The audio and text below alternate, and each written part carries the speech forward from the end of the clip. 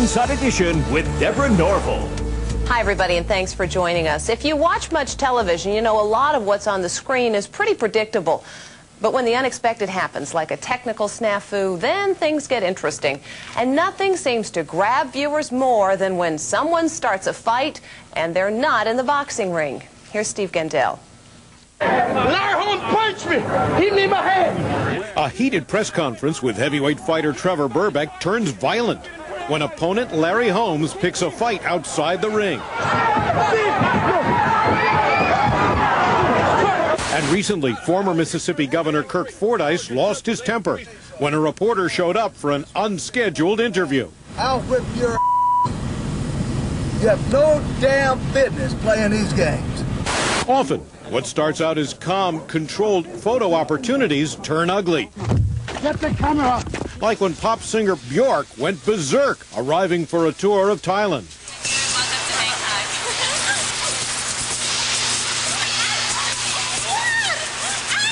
Unexpected confrontations make for great TV moments. The more outrageous, the better. Time magazine TV critic James Poniewozik. It's sort of like a car wreck. It just makes amazing viewing. The audience at a German talk show was in for some amazing viewing during an interview with Daniel Ducrouet, the ex-husband of Monaco's Princess Stephanie. What Daniel didn't know was that the stripper he cheated on Stephanie with was waiting in the wings, and he didn't take it sitting down.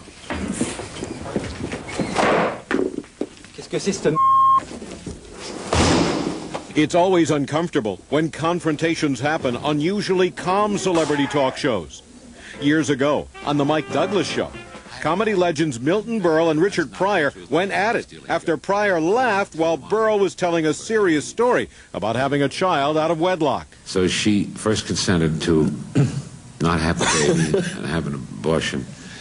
What is? I'm sorry, man, but I just did it. I wish, Richard, that I could have laughed at that time at your age, when I was your age, the way you just laughed now, but I just couldn't. I told you this 9 years ago, and I'm going to tell you on the air in front of millions of people. Pick your spots, baby. All right, sweetheart. Pick your spots, all right? Things got even more out of hand on the David Letterman Show when the late comedian Andy Kaufman got into a screaming match with wrestler Jerry Lawler. I will sue you for everything you have. I will sue you. You're a It's still up for debate whether that confrontation was real or staged.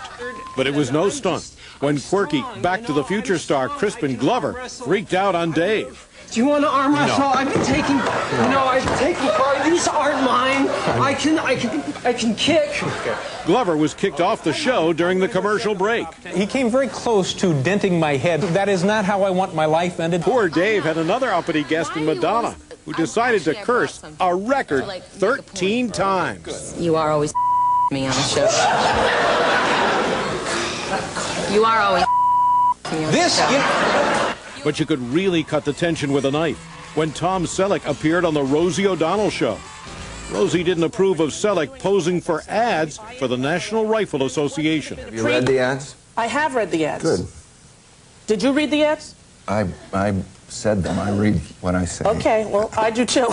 A lot of people jumped on Rosie O'Donnell for jumping on Tom Selleck, and Tom Selleck really seemed kind of lost and unprepared. But few celebrity appearances get as physical as when Burt Reynolds was on The Tonight Show with then Nickelodeon host Mark Summers. It was the time where his financial situation was not good. Lonnie Anderson and he were divorcing. From the beginning, Burt seemed to be looking for trouble. I just say that because your back is to me, and I was just talking to a back. Good morning. I'm still married, as a matter of fact. Yes, well, you... But things got worse when Mark tried to get Burt back.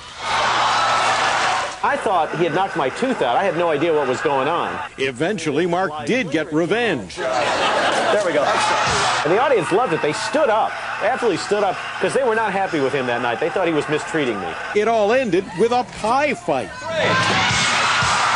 Now he hugs me here and he whispers in my ear, I only did that because I really like you.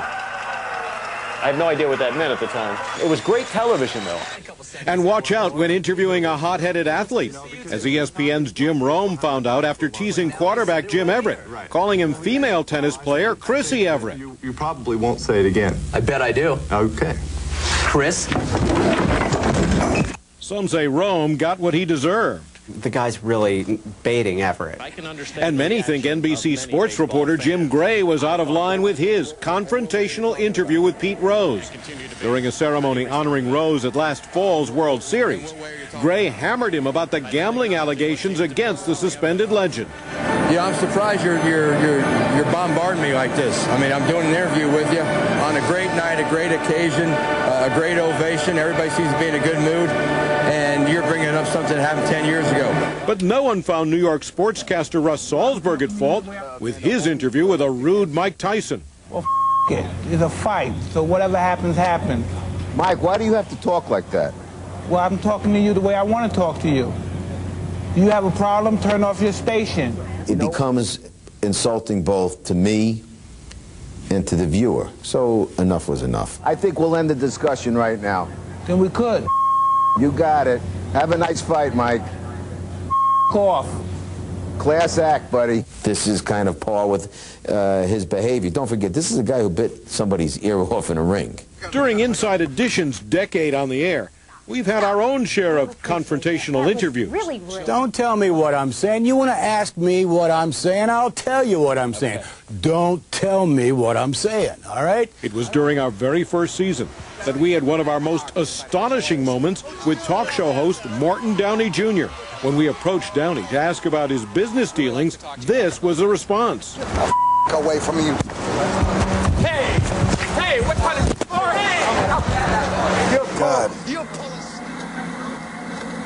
I was totally out of it. Today, Downey is embarrassed by the outburst. He says he hopes his young daughter never sees the videotape. I'll rip your lungs out. I would never let her see that cut of Daddy on television. Although his license plate still reads DeMouth. After surviving lung cancer, Downey's a mellower guy these days. And he has good advice for how to avoid blowing up while the cameras are rolling. Never lose your temper. Don't go out of your way. Never hurt anyone. Unless they've hurt someone in your family. Then get them. Rosie O'Donnell later apologized to Tom Selleck for that incident. And Mark Summers has never been invited back to The Tonight Show.